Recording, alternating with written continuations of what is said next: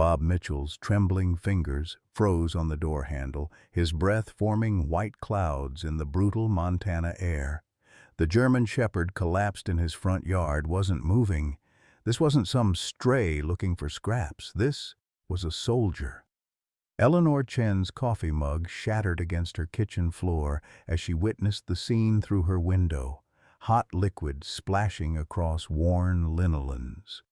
The crash echoed through the silent morning like a gunshot. The dog's military bearing was unmistakable even in near death, her frost-covered coat bearing scars that spoke of battles Bob recognized from his own nightmares. Martha's voice whispered in his memory, "Every soul deserves a chance, Bobby." "Jesus Christ," he breathed, his arthritic hands shaking as he reached for the frozen metal. How had she found him after 15 years, and why was she dying in the snow outside the home of the one man who'd saved her life in Afghanistan? Leave a like and share your thoughts in the comments along with the city you're watching from now. Let's continue with the story. Robert Mitchell had been alone for 3 years, 4 months, and 16 days. Not that he was counting. The log cabin that once echoed with Martha's laughter now held only the hollow tick of the grandfather clock she'd bought at an estate sale in Kalispell, back when they still believed they had forever. The morning routine never changed. Coffee for 2, a habit he couldn't break. Martha's favorite mug sat untouched on the counter while Bob nursed his black coffee and stared at bills he could barely afford to pay. The medical debt from her cancer treatment had eaten through their retirement savings like wildfire through dry timber. Selling the house crossed his mind daily, but this 5-acre slice of Montana wilderness was all he had left of their dreams. At 68, Bob's hands bore the scars of 30 years treating wounded animals in places most people couldn't pronounce. Afghanistan had marked him in ways deeper than the shrapnel that still ached in winter weather. He'd saved hundreds of military working dogs, earned commendations and respect, but the ones he couldn't save haunted his sleep. The German Shepherd bleeding out in the sand. The bomb-sniffing Labrador who took the IED meant for Bob's convoy. The retriever who died whimpering in his arms because the medevac couldn't reach them in time. Martha used to say his heart was too big for his own good. She'd watch him sneak treats to every stray in Whitefish, rolling her eyes when he'd accidentally leave food on the porch for the half-wild tomcat that lived in their barn. "One day, Bobby," she'd tease, hands on her hips in mock exasperation, "you're gonna bring home a whole pack of strays and expect me to feed them all." The irony wasn't lost on him now. 3 years after her funeral, he could barely manage to feed himself. The Christmas cards from their old friends remained unopened on the mantel. His phone never rang except for bill collectors and telemarketers. The VA counselor had used words like survivor's guilt and complicated grief, but Bob knew the truth was simpler than that. He was tired, bone deep, soul sick, tired of losing everything he dared to love. When the arthritis flared, he heated the cabin with space heaters instead of the central furnace, counting every dollar. When his heart medication ran low, he stretched the pills by skipping doses. But somehow, he always found money for the premium dog food he left for the strays that wandered through his property. "Old habits," Martha would have said. "Old fool, more like it." The grandfather clock chimed 7 as Bob shuffled toward the window for his daily check of the thermometer. 20 below zero. Another record breaker in a winter that seemed determined to freeze the life out of everything. That's when he saw her. The German Shepherd sat like a statue in the snow, her golden eyes fixed on Bob's front door with an intensity that made his chest tighten. Even through the frost-covered window, he could see the military bearing in her posture, alert, disciplined, patient.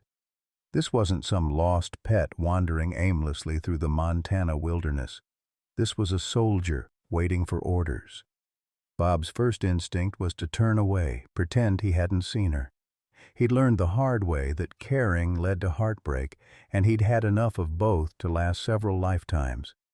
But something about the dog's stillness, the way she ignored the wind whipping snow around her black-tipped ears, kept him rooted to the window. By noon, she hadn't moved. Bob found himself checking on her between sips of coffee and half-hearted attempts to read yesterday's newspaper. The temperature gauge outside his kitchen window read -18 degrees Fahrenheit. No animal should survive long in this weather, yet there she sat as if she had all the time in the world. "Damn fool dog," Bob muttered, but his voice lacked conviction. He'd seen that kind of determination before, in the working dogs overseas who'd wait by their handler's body long after the medics had given up hope. Loyalty that ran deeper than survival instinct. The first knock came from Eleanor Chen at 2:30. His 72-year-old neighbor stood on his doorstep, bundled in a parka that made her look like a colorful marshmallow, her breath creating small clouds in the bitter air. "Bob Mitchell, what in Sam Hill is wrong with you?" Ellie's voice carried the authority of someone who'd spent 40 years analyzing threats for the CIA before retiring to the quiet mountains of Montana. "That poor creature's been sitting in your yard for hours. She's going to freeze to death." Bob kept the door only half open, both to conserve heat and to maintain distance. "Not my dog, Ellie.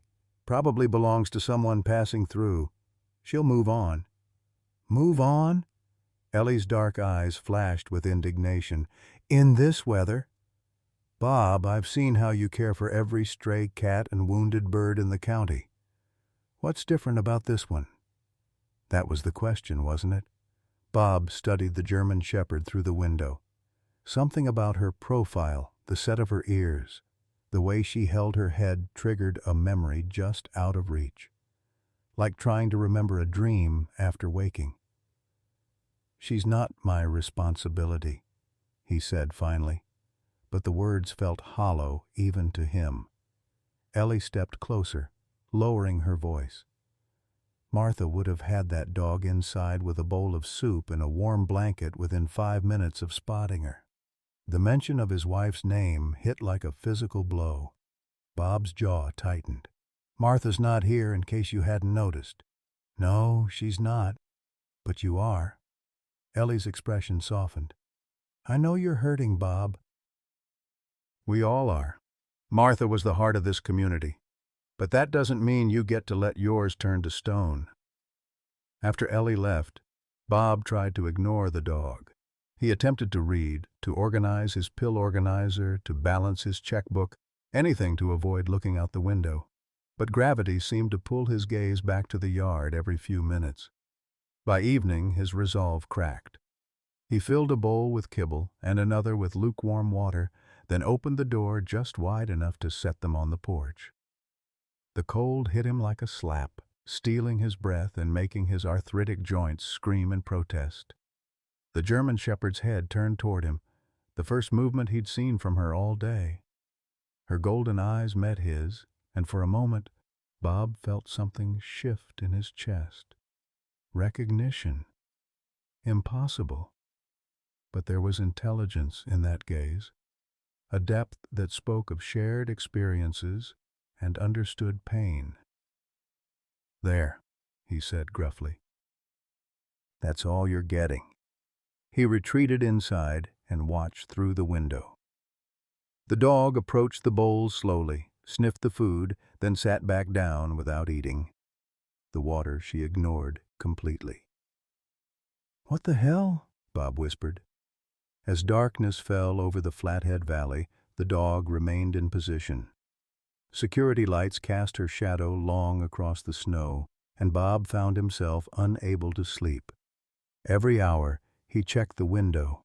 Every hour she was still there, a dark silhouette against the white landscape. At 3 a.m, wrapped in Martha's old quilt, Bob finally admitted what he'd been trying to deny all day. This wasn't random. The dog wasn't lost or abandoned. She was here for a specific purpose, waiting for something only she understood. The question that kept him awake wasn't why she'd come, but why she'd chosen him. Dawn brought no relief from the cold, but it brought answers. Bob had barely slept, checking the window every hour like a sentry on watch. The German Shepherd remained in position, a testament to endurance that both impressed and worried him. No animal should be able to withstand such exposure without consequences. By 7 a.m., Bob had made his decision. He couldn't live with himself if he watched her freeze to death in his yard, regardless of whatever psychological barriers he'd built around his heart. He bundled up in his heavy coat and trudged through the knee-deep snow, his breath forming crystalline clouds in the -20 air. Up close, the dog was even more magnificent and more mysterious.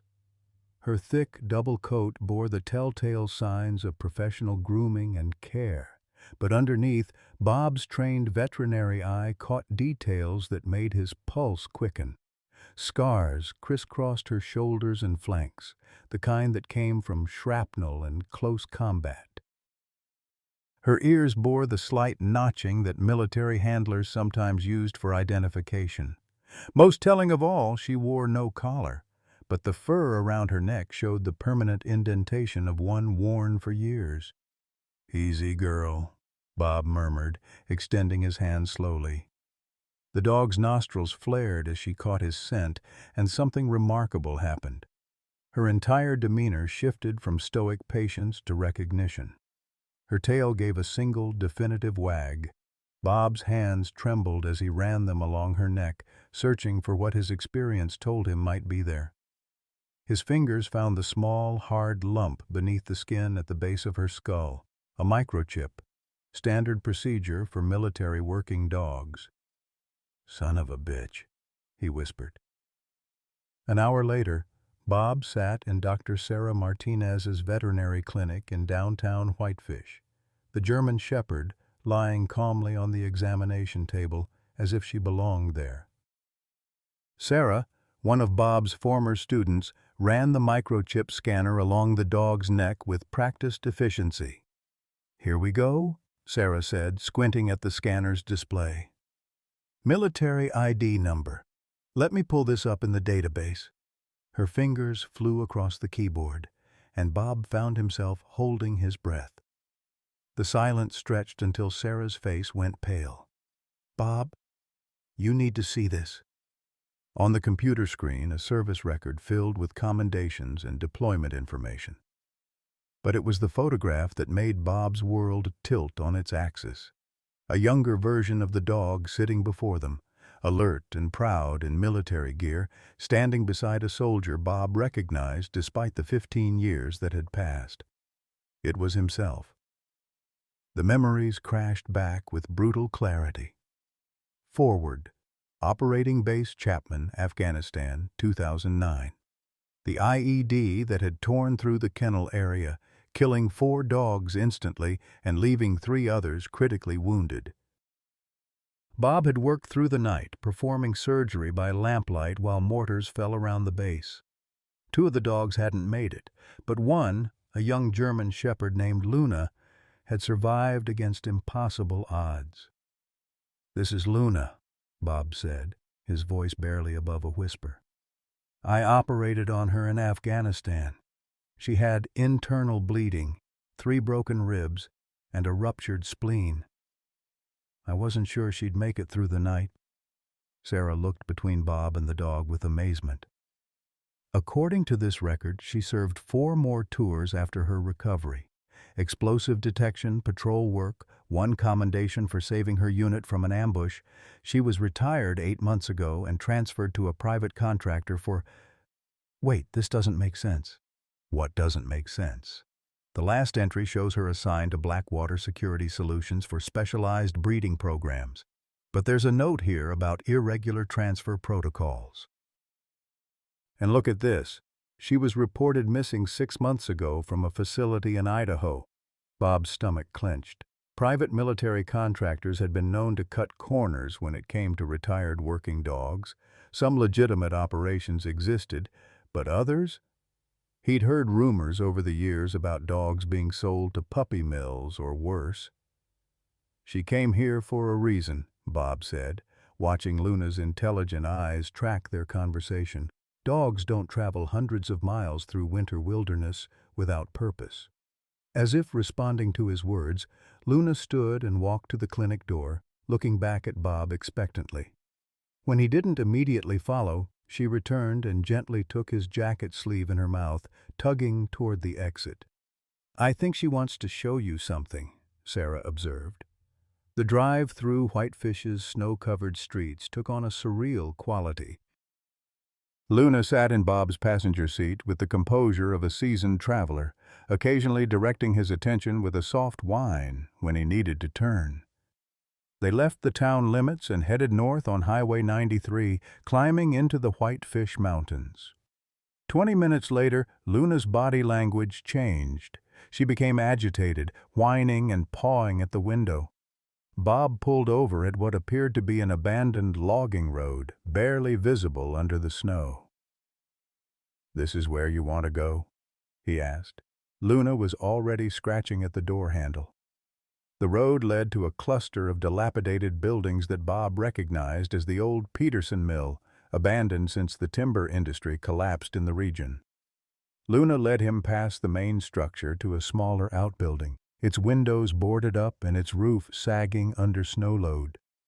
From inside came a sound that made Bob's blood freeze, the high, desperate crying of puppies. "Jesus Christ," Bob breathed, fumbling for his phone to call the sheriff. But Luna was already at a gap in the board, squeezing through with practiced ease. Bob followed, using his flashlight to illuminate the dark interior. What he found there would haunt him for the rest of his days. Dozens of kennels lined the walls, most empty, but some still occupied by dogs in various states of distress. In the corner, a makeshift whelping area contained 3 tiny German Shepherd puppies, barely old enough to have their eyes open. Luna went to them immediately, her maternal instincts overriding everything else. She began cleaning them with desperate efficiency, their cries diminishing as they felt their mother's warmth. Bob understood now why she had waited in his yard with such patience. She had remembered the man who saved her life 15 years ago, and she needed him to save her children. The scene inside the abandoned mill was worse than anything Bob had encountered in 30 years of veterinary practice. The stench hit him first, a nauseating mixture of urine, feces, and something else that made his stomach churn. Death. Recent death. Sheriff Tom Bradley arrived within 20 minutes of Bob's call, his squad car sliding to a stop in the snow outside the mill, a big man with graying temples and the steady demeanor of someone who'd seen too much. Tom had served 2 tours in Iraq before returning to Montana to become a small-town lawman. He took one look inside the building and immediately called for backup. "Sweet Jesus," Tom muttered, sweeping his flashlight across the rows of wire cages. "How many dogs you figure were kept here?" Bob was kneeling beside Luna and her puppies, performing a quick medical assessment. The 3 tiny creatures were severely dehydrated and undernourished, but alive. "Based on the number of cages and the evidence, I'd say at least 40 dogs passed through here recently. Could be more." The evidence Tom's flashlight revealed painted a grim picture. Empty food bowls crusted with mold, water containers that had been dry for weeks. In the far corner, a pile of small bones that Bob tried not to examine too closely. This hadn't been a breeding operation, it had been a death camp. "Luna must have escaped during a transport," Bob continued, his hands gentle as he examined each puppy. "These little ones couldn't have survived much longer without their mother." He looked up at Tom. "Whoever was running this operation left in a hurry. The question is whether they're planning to come back." Luna remained alert despite her obvious exhaustion, her eyes constantly scanning the doorway as if expecting trouble. Bob recognized the behavior from his military days, a soldier maintaining watch even while tending to wounded. She knew the danger wasn't over. Tom's radio crackled to life. "Sheriff, we've got movement on the highway, black SUV with Idaho plates heading your direction, about 5 minutes out." Bob felt Luna tense beside him. Her lips pulled back in a silent snarl, and a low growl rumbled in her chest. She knew that vehicle. "Tom, we need to get these puppies out of here now," Bob said, scooping up the smallest one. "Whoever's coming, Luna doesn't want to meet them." They managed to get Luna and her puppies into Bob's truck just as headlights appeared on the access road.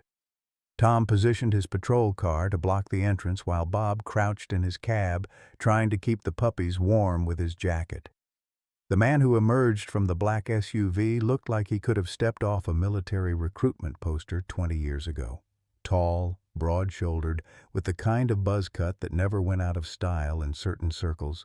But something was off about his movements, a jerkiness that spoke of either injury or substances. "Evening, officer," the man called out, his voice carrying a slight slur.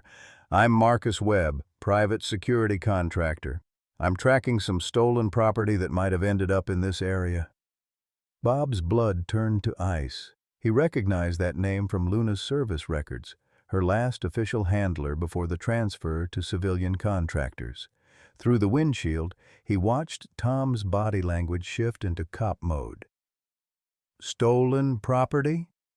Tom's voice carried the kind of professional skepticism that made suspects nervous. "What kind of property would that be, Mr. Webb?" "Military working dogs, highly trained, extremely valuable.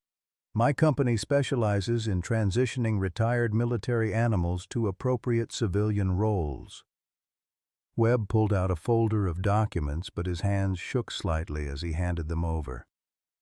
"I have authorization to recover any animals in this area." Luna was trembling now, pressed against Bob's leg with her ears pinned back. The puppies, sensing their mother's distress, began to whimper. Tom studied the paperwork with deliberate slowness. "These documents show authorization to transport dogs, Mr. Webb, but they don't give you permission to operate an unlicensed breeding facility in Montana. Want to explain what's been going on in that building?" "I don't know what you're talking about." Webb's voice rose slightly, and Bob caught the telltale signs of someone fighting to maintain control. "I'm simply here to recover my company's property." "Property that includes this German Shepherd?" Tom gestured toward Bob's truck. Webb's gaze snapped to the vehicle, and his expression changed completely. The professional mask slipped, revealing something hungry and desperate underneath. "That's her. That's the one that got away. She's worth more than you can imagine." The way he said it made Bob's skin crawl. Luna wasn't property to this man. She was a prize, a commodity to be exploited. Bob thought about the conditions in the mill, the evidence of systematic neglect and abuse, and felt rage building in his chest. Tom stepped between Webb and the truck. "I'm afraid I can't let you take any animals tonight, Mr. Webb. This is now an active crime scene, and any dogs found here are evidence." "Evidence of what?" Webb's composure was cracking. "I have legal ownership documents. You can't just—" "I can, and I will." Tom's hand moved casually to rest on his service weapon. "Montana takes animal cruelty very seriously, and what I found in that building suggests someone's been operating outside the law for quite some time." Bob could see Webb calculating, weighing his options. The man's eyes kept darting between Tom's gun and the truck where Luna was hiding. Finally, Webb pulled out his cell phone. "I'm calling my lawyer," he said. "This is harassment and theft of private property." "You'll be hearing from my company's legal team." As Webb retreated to his SUV to make his call, Tom approached Bob's truck. "How's our girl doing?" he asked quietly. "Scared but stable," Bob replied. "Tom, I don't think this man should get within 100 miles of these dogs. Luna's terrified of him, and given what we found in that building—" "I hear you, but his paperwork looks legitimate, at least on the surface. It's going to take time to sort through the legal aspects." Tom glanced back at Webb, who was gesticulating angrily into his phone. In the meantime, someone needs to care for these animals. You up for it?" Bob looked down at the 3 tiny puppies nestled against Luna's warm body. They were completely helpless, dependent on their mother for survival. Luna herself was exhausted from her ordeal, but still alert, still protective, still trusting him to keep them safe. "Yeah," Bob said softly.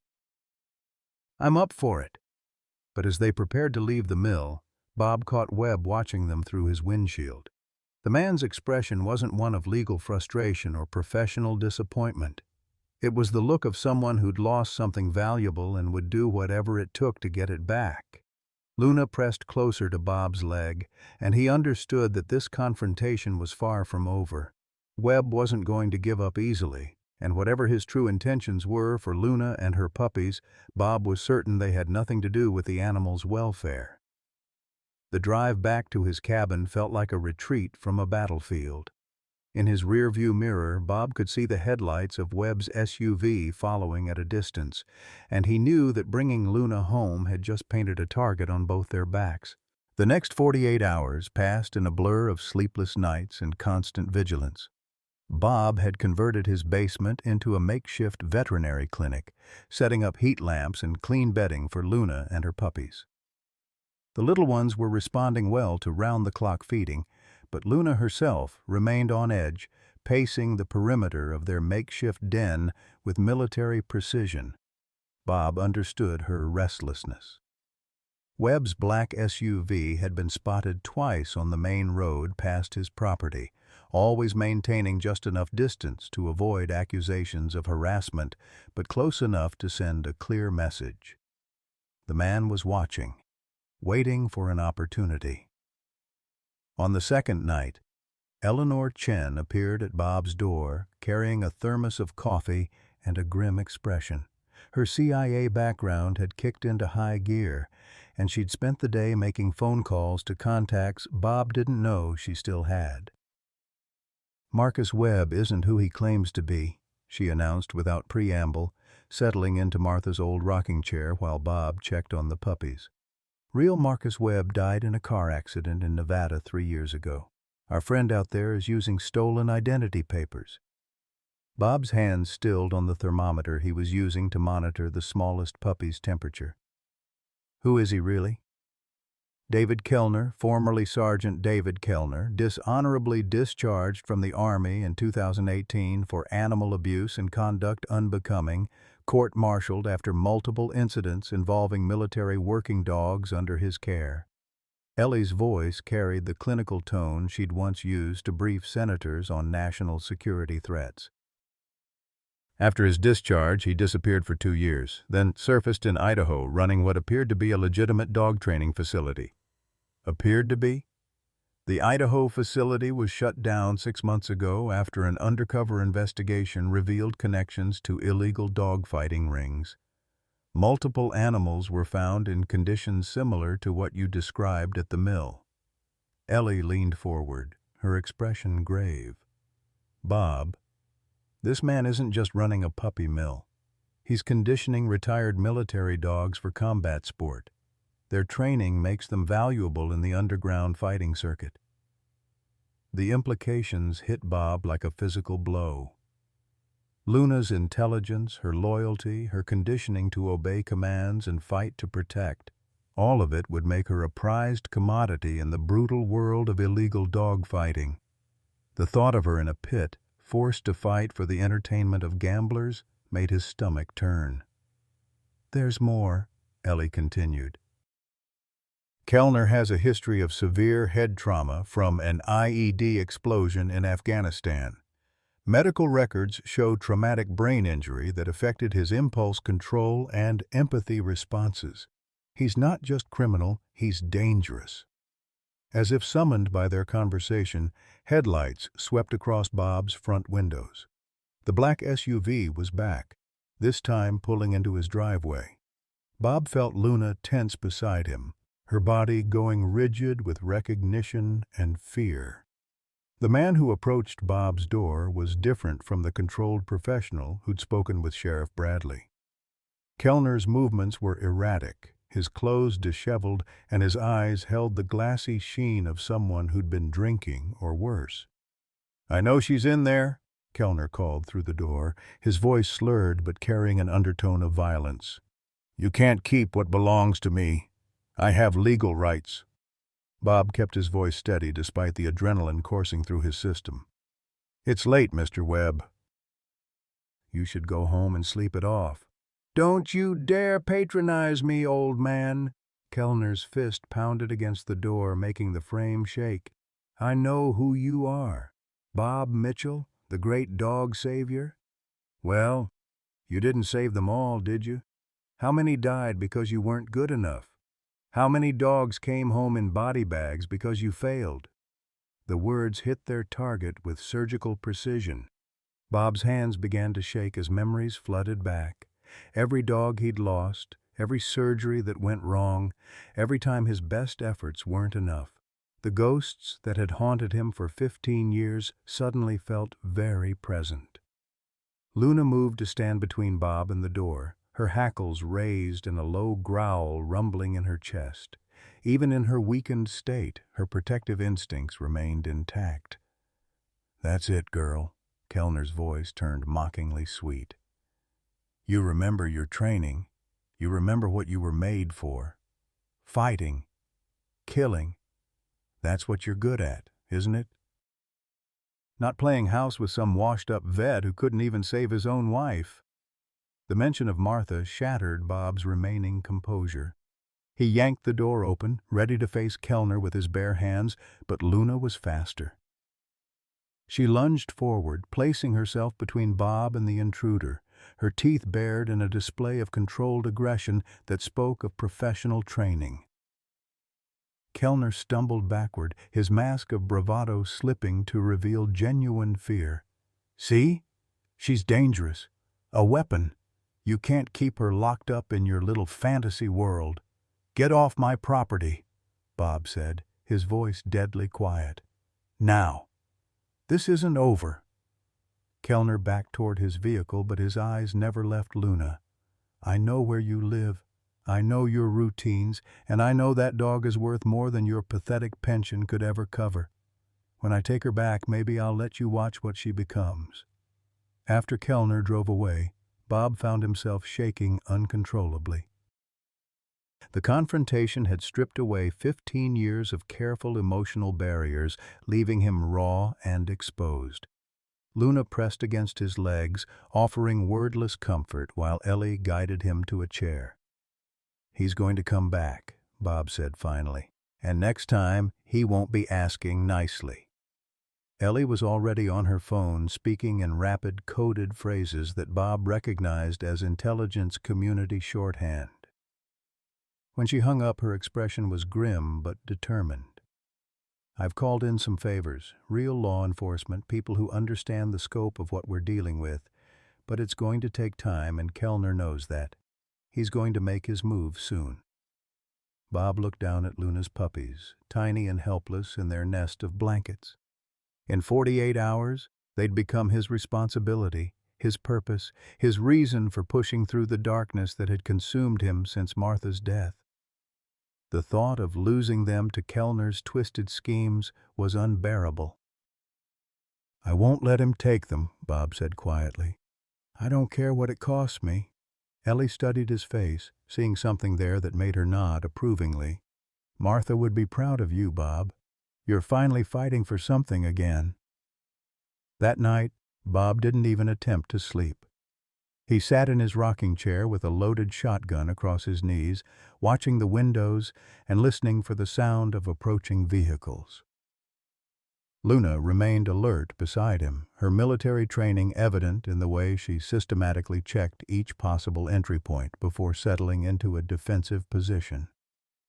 At 3 a.m., both dog and man tensed simultaneously.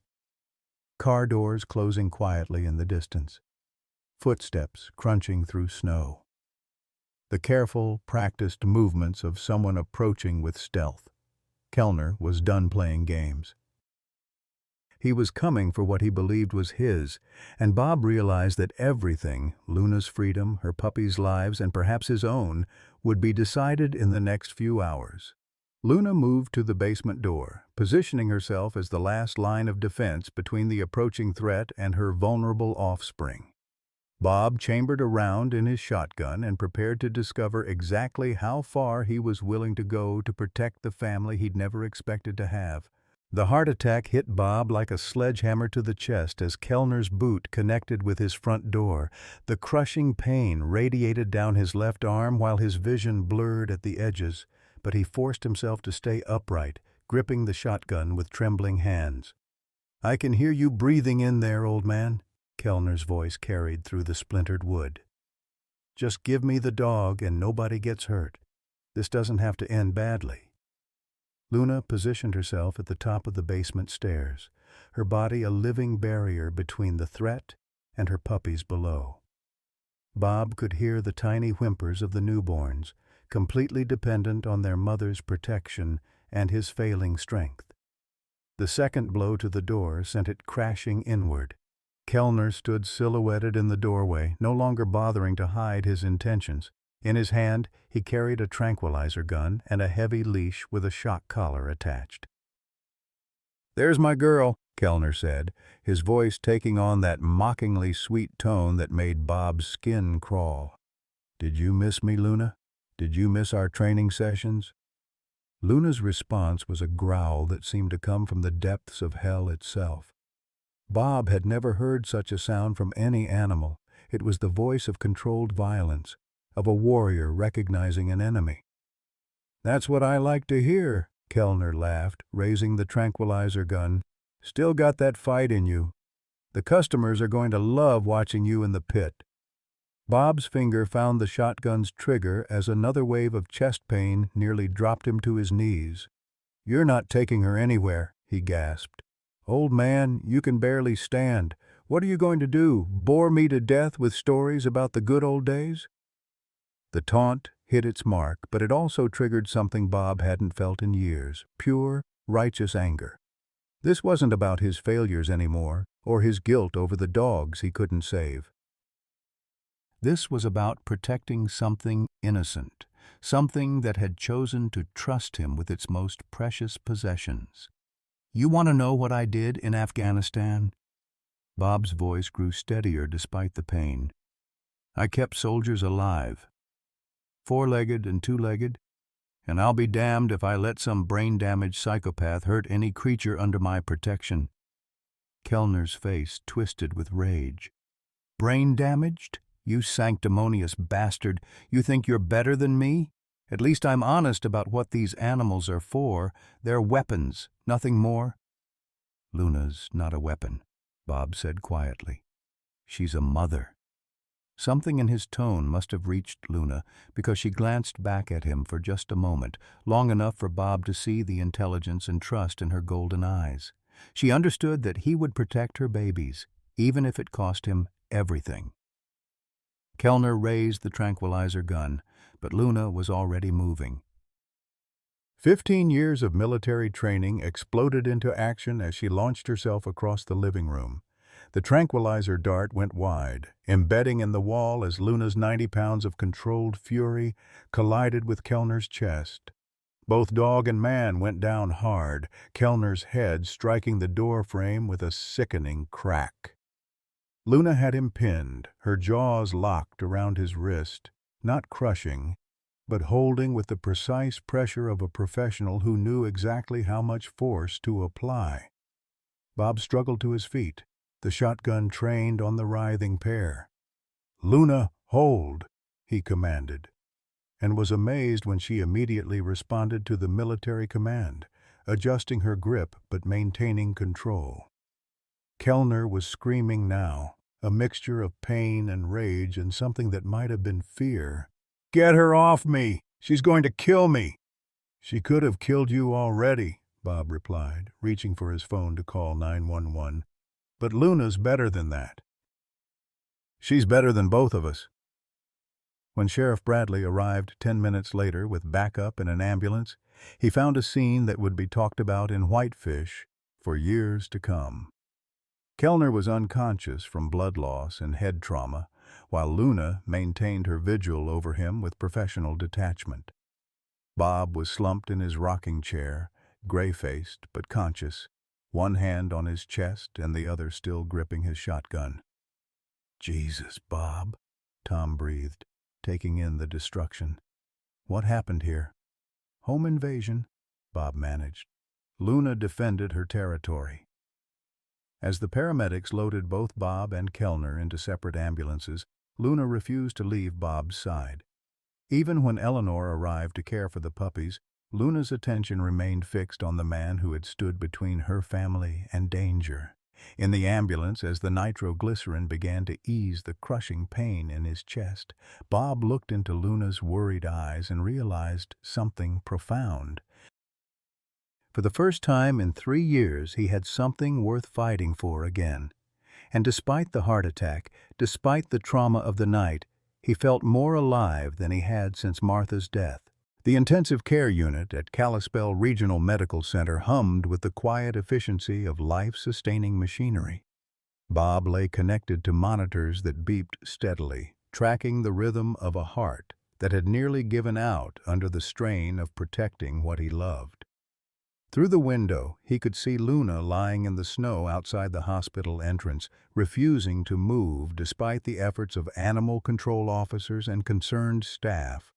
Dr. Patricia Williams, the cardiologist who'd performed Bob's emergency angioplasty, delivered the news with clinical precision tempered by genuine concern.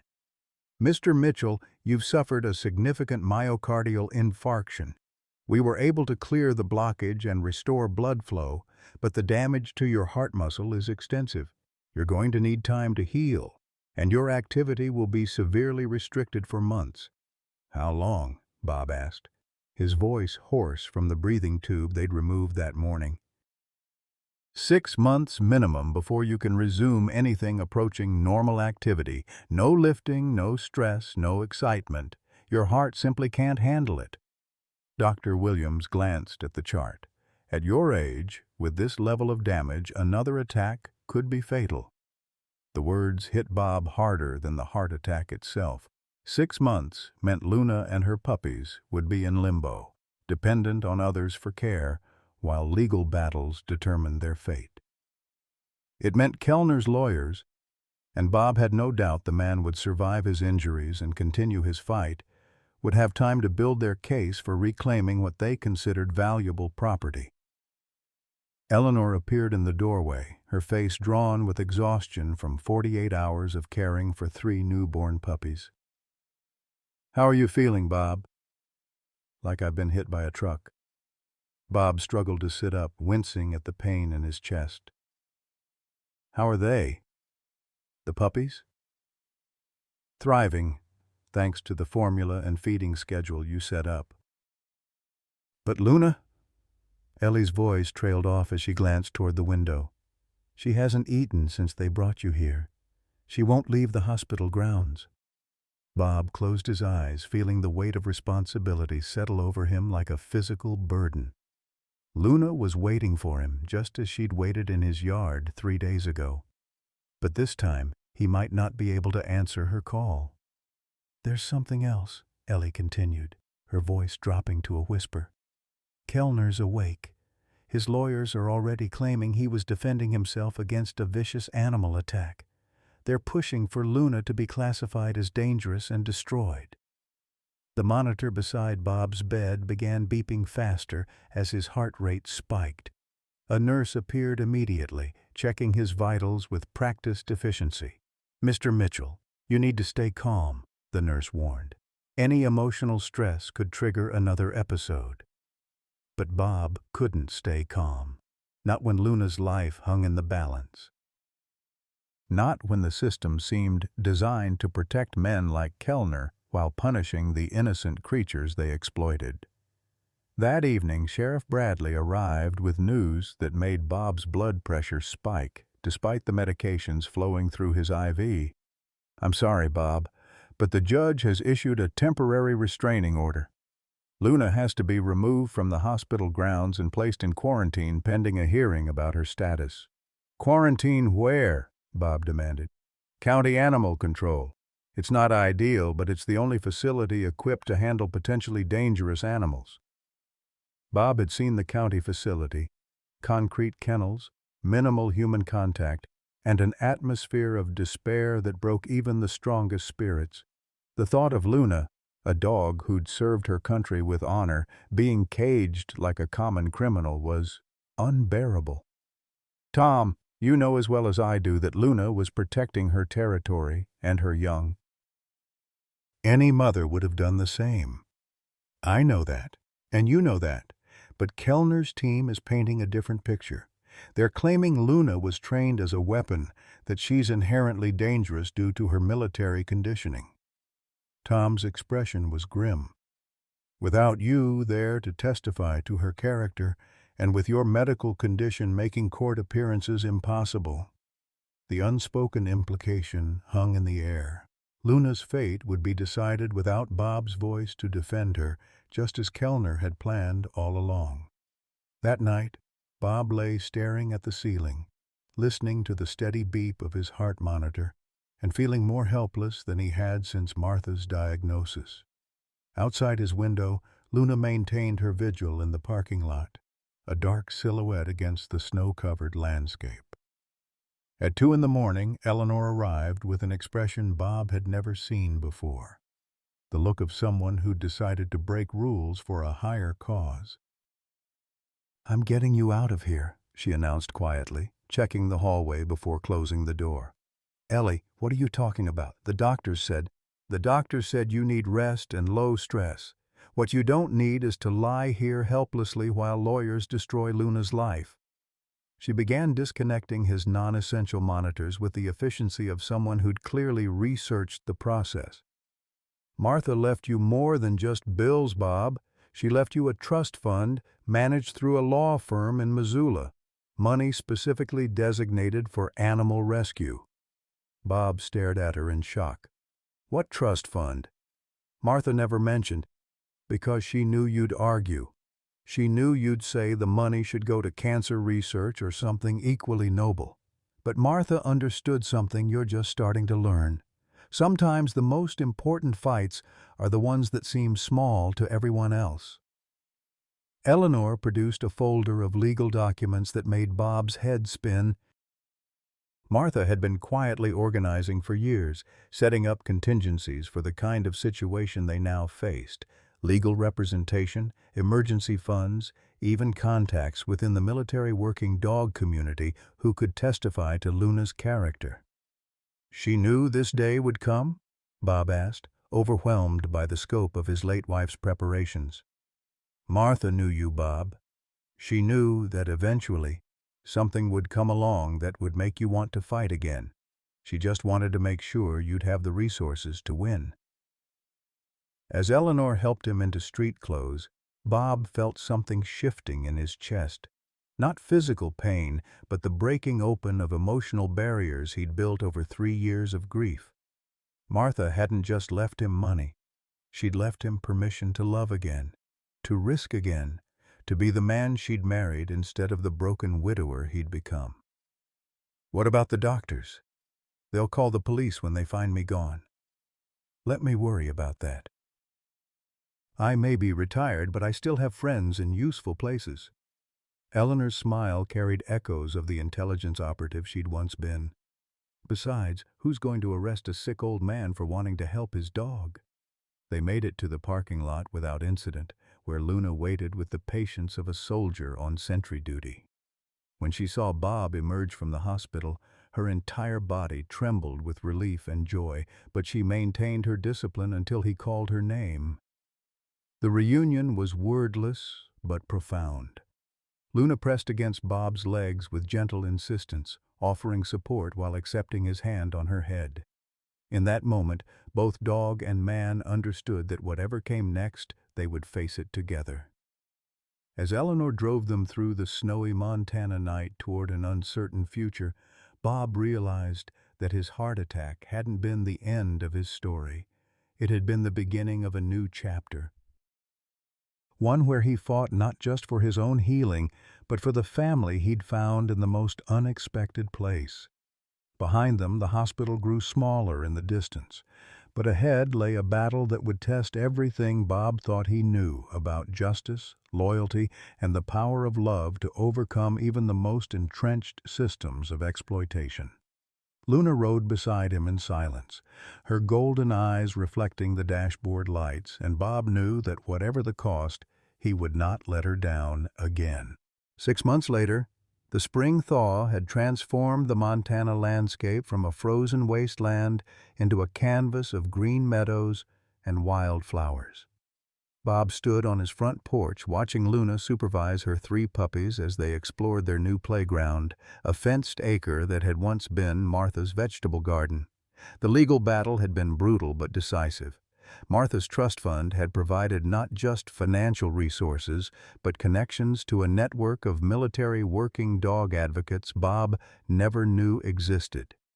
Retired handlers, veterinarians, and animal rights lawyers had rallied to Luna's defense, transforming what should have been a simple custody hearing into a referendum on the treatment of retired service animals.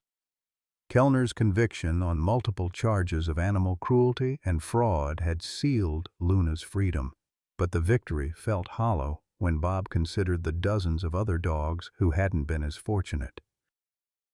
The investigation into Kellner's operation had revealed a network spanning 3 states, with connections to underground fighting rings and puppy mills that stretched back years. "She's training them," Eleanor observed, settling into the rocking chair beside Bob's. At 72, she'd become more than a neighbor. She'd become family, filling a role that Martha would have approved of wholeheartedly. Bob watched as Luna demonstrated proper patrol techniques to her offspring. The largest puppy, whom Bob had named Courage, showed the same intelligent focus his mother possessed. The middle puppy, Hope, displayed an eagerness to please that reminded Bob of the young Luna he'd saved in Afghanistan. The smallest, Faith, had overcome her early health struggles to become the most adventurous of the 3. "She's preparing them for something," Bob agreed. "I just wish I knew what." The answer came 3 days later, when a convoy of military vehicles pulled into Bob's driveway. A young captain emerged from the lead vehicle, her bearing crisp despite the long drive from Fort Bragg. "Mr. Mitchell, I'm Captain Sarah Chen, Army Veterinary Corps. I believe you know my grandmother." Bob glanced at Eleanor, who was trying unsuccessfully to hide her smile. "You didn't tell me your granddaughter was active duty." "You didn't ask," Eleanor replied, with characteristic brevity. Captain Chen's visit revealed the final piece of Martha's plan. The trust fund hadn't just been about saving Luna. It had been about establishing something larger. A rehabilitation center for retired military working dogs, staffed by veterans and funded through a combination of private donations and government contracts. "We've been looking for the right location and the right person to run it," Captain Chen explained. "Your work with Luna has demonstrated exactly the kind of expertise and dedication we need." Bob felt his heart rate spike, not from stress this time, but from possibility. "What would that involve?" "Converting your property into a certified facility. We'd handle the construction costs and ongoing operational expenses. You'd provide the medical expertise and oversee the rehabilitation programs." Captain Chen gestured toward Luna and her puppies. "Dogs like Luna would come here to transition from military service to civilian life or to find appropriate homes with qualified handlers." The scope of it overwhelmed Bob. After 30 years of treating individual animals, he was being offered the chance to impact an entire system, to ensure that dogs like Luna never again fell into the hands of people like Kellner. "I'd need help," Bob said finally. "I'm not as young as I used to be, and my heart—" "That's where Luna's puppies come in," Captain Chen interrupted. "We've been monitoring their development, and all 3 show exceptional aptitude for specialized training. Not for combat, but for therapy work with veterans suffering from PTSD." Bob looked out at the puppies, seeing them with new eyes. They wouldn't follow their mother's path into military service, but they would serve in their own way, helping heal the invisible wounds that too many veterans carried home from war. "There's one more thing," Captain Chen added. "We'd like to offer Luna an honorary promotion to sergeant with full military retirement benefits. It's unprecedented, but her service record and the circumstances of her rescue make her a unique case." Luna, as if sensing she was being discussed, approached the porch with her characteristic dignity. At 8 years old, she was entering her senior years, but her intelligence and protective instincts remained sharp. The promotion would ensure she received the medical care and respect she'd earned through years of faithful service. That evening, as Bob sat in his rocking chair watching the sunset paint the sky in shades of gold and crimson, he felt Martha's presence more strongly than he had since her death. She'd known him better than he'd known himself, understanding that his healing would come not through isolation but through purpose. Luna settled beside his chair, her head resting on his knee in a gesture that had become their evening ritual. Her puppies played nearby, their youthful energy a counterpoint to their mother's mature dignity. "You did good, girl," Bob murmured, stroking Luna's graying muzzle. "Martha would be proud of both of us." The future stretched ahead, full of challenges and possibilities. There would be more dogs to heal, more stories to tell, more battles to fight against those who saw animals as commodities rather than companions. But for the first time in 3 years, Bob looked forward to tomorrow. In the distance, a truck was pulling into Eleanor's driveway. Another veteran, another story, another chance to make a difference. Bob smiled, understanding that his real life's work was just beginning. Bob's story reminds us that life's most meaningful chapters can begin when we think our story is ending.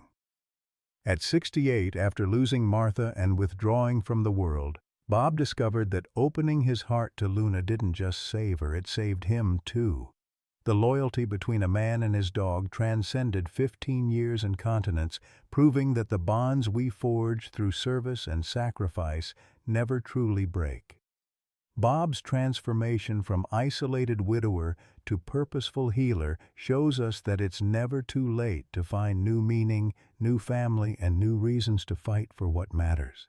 Luna didn't just bring her puppies to safety, she brought Bob back to life.